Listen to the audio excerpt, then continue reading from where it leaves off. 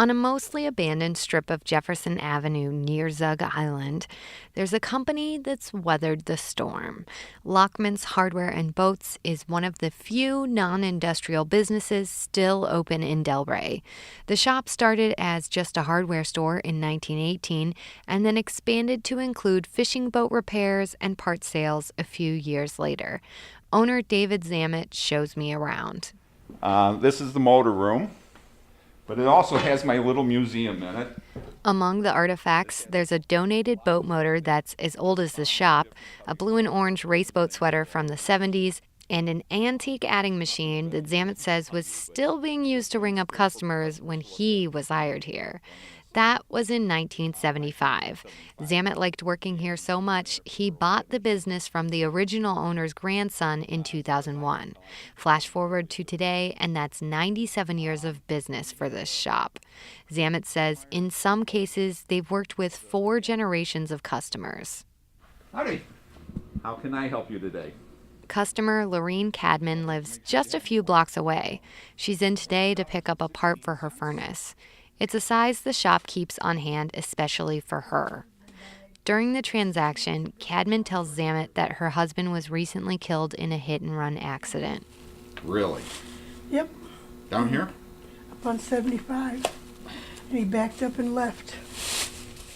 This is not your typical big box hardware store exchange. These two people have a relationship because of these exchanges. Zammit recognizes the effect his shop has just by being here. Hardware is necessary for a good neighborhood. Unfortunately, a good neighborhood might also be necessary for a hardware store.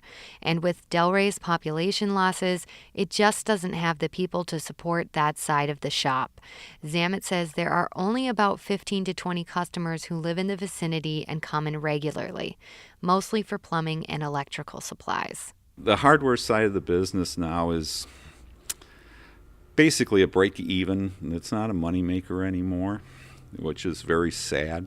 I am working tremendously on scaling down just to have what we need to satisfy the people that are left in the neighborhood.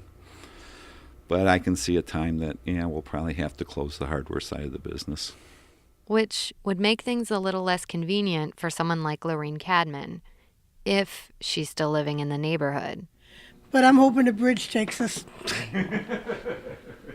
Yes.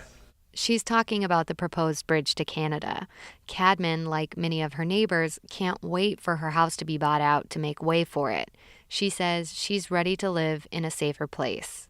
While Zammit is clearly rooting for her, did you hear that? Yes.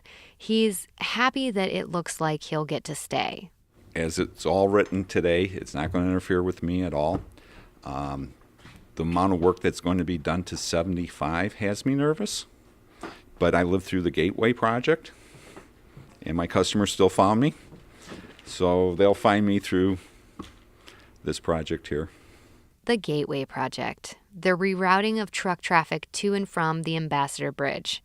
It took so long, the man supposed to be responsible for it was thrown in jail. Zammit says in the midst of that, customers still came in from as far away as Toledo, Howell, and Mount Clemens. Why?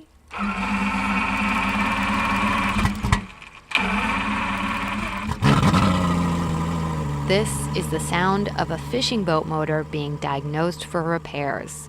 Lockeman's is highly specialized in the type of motors they service and sell parts for, and Zammit says they don't really have any competition. The marine side of the business is strong. We do very well. We're coming up on 100 years being in business. So, as far as I'm concerned, we'll make it another 100.